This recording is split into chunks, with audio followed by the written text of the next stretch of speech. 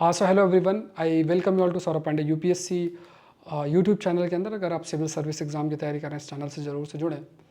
तो कल से आपका मेंस जो है वो मेंस का एग्ज़ाम स्टार्ट हो रहा है और आप सभी को शुभकामनाएं, ऑल द बेस्ट। आपने जो पढ़ा है उसके बेसिस पे ही आप अपने आंसर्स को लिखेंगे। लेकिन कई बार ऐसा होता है कि हमने पढ़ा हुआ है, बहुत सारी चीज़ें की हुई हैं, बट हो सकता है कि प्रॉपर हम टाइम मैनेजमेंट ना कर पाएँ, या जो जिस तरीके से हमें पेपर को अटेम्प्ट करना चाहिए वो हम ना कर पाएँ, और उससे काफ़ी सारा पैनिक माइंड के अंदर क्रिएट हो सकता है। तो चीज़ें थोड़ा सा देखना है। टाइम मैनेजमेंट एक बहुत बड़ा फैक्टर है। जैसे आप निबंध का पेपर अगर सॉल्व करते हो तो उसमें आप ये ध्यान में रखो कि लगभग आपको पास 3 घंटे हैं और उसमें एक दो लिखने हैं, तो एक को 1.5 घंटे का समय एलोकेट आप करते हो। तो वो टाइम कंस्ट्रेंट देखना कि 1 घंटा 30 मिनट या 35-40 मिनट ऐसा कुछ हो जाए, इससे ज़्यादा नहीं हो। ऐसा नहीं कि एक ऐसे को आप 2 घंटा 2.25 घंटे में लिख रहे हो, क्योंकि फिर दूसरा ऐसे आप उतने कम समय में नहीं लिख पाओगे।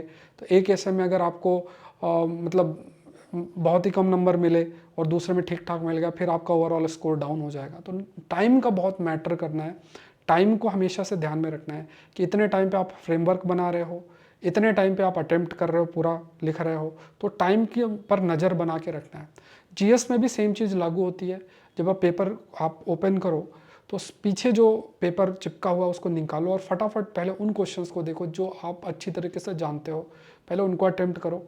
डिपेंडिंग अपॉन जो टाइम है, जैसे अगर आप देखते हो कि अगर लगभग ऐसे क्वेश्चंस 8 या 9 हैं जिनको आप अच्छे तरीके से अटेम्प्ट कर सकते हो, और लगभग 6-7 क्वेश्चंस ऐसे हैं जिनको आपको आता है, और कुछ 4-5 क्वेश्चंस ऐसे हैं जिस पे आपको बिल्कुल भी पता नहीं है, तो वो 4-5 क्वेश्चन आप आखिरी के लिए छोड़ो।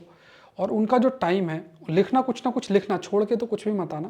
लेकिन उनको ऐसा नहीं कि कुछ भी नहीं आता फिर भी ज़बरदस्ती टाइम दे रहे हो, कुछ लिख देना कि 1-1.5-2 नंबर मिल जाए उसका, है ना, कुछ रेलिवेंट उससे रिलेटेड लिखकर, छोड़ कर मत आना, ये तो मैं कहूँगा। लेकिन उसका जो टाइम है उसको आप यूज़ कर सकते हो उन क्वेश्चंस पे जिनमें आपको बहुत अच्छे तरीके से आता है। तो ये ध्यान में रखना है। पहले उन क्वेश्चंस को फटाफट 1-1 करके मार्क कर लो जिन पे आप बहुत अच्छे हो, और उन्हीं को अटेम्प्ट करो टाइम बाउंड के 1 आवर 15 मिनट्स, डिपेंडिंग अपन ऐसे कितने क्वेश्चंस हैं। फिर जिनमें थोड़ा ठीक ठाक आता है उनको टाइम दो, और ऐसे सारे चीज़ें जितने भी ऐसे क्वेश्चन हैं इनको कंप्लीट कर लो आप लगभग 2.5 घंटे के अंदर। और लास्ट के 30 मिनट्स ऐसे एरिया पे थोड़ा फोकस कर सकते हो, या 15-20 मिनट भी, डिपेंडिंग अपॉन कि कितना आपको आता है। लास्ट के 3-4-5 क्वेश्चंस जो जिसमें आपको ज़्यादा ज्ञान नहीं है, बस आपको लिखना है। तो ये स्ट्रेटजी आपको तीनों चारों पेपर्स में जो है वो फॉलो करनी है, डिपेंड करता है, ठीक है। पेपर 4 में भी ध्यान में रखना है कि थ्योरी पार्ट है और केस स्टडी है। तो थ्योरी पार्ट में लोग पहले करते हैं, कई लोग केस स्टडी पहले करते हैं, वो आप किस तरीके से स्ट्रेटजी अपनाएं वो देख लेना। ऐसे में ये मैंने आपको बताया कि आप अपनी राइटिंग स्टाइल पे ज़रूर से सोचना। राइटिंग स्टाइल का मतलब ये है कि 4 मेजर राइटिंग स्टाइल आपकी होती हैं। एक कोई एनेक्डोट से लिखता है, ऐसे की अगर बात किया जाए कि कहानी के माध्यम से, कोई जो है स्टैटिस्टिक्स यूज़ करता है, कोई क्वेश्चनिंग यूज़ करता है। क्वेश्चनिंग का मतलब कि क्वेश्चंस पुट करेगा और आखिरी में जो है उनके आपका आंसर जो है वो आपके रखे जाते हैं। फिर कोटेशन का यूज़ करते हैं। तो आपकी राइटिंग स्टाइल क्या है वो ध्यान रखना, उसी को फॉलो करना और उसको लिखना, और पूरा ऐसे को अच्छे से जो है अटेम्प्ट आप करोगे तो यू विल अगेन काफ़ी आपके लिए हेल्पफुल रहेगा, ठीक है। तो ऑल द बेस्ट, और सभी लोग आप अच्छा करें। बाकी जो पेपर एनालिसिस है वो हम लोग करेंगे।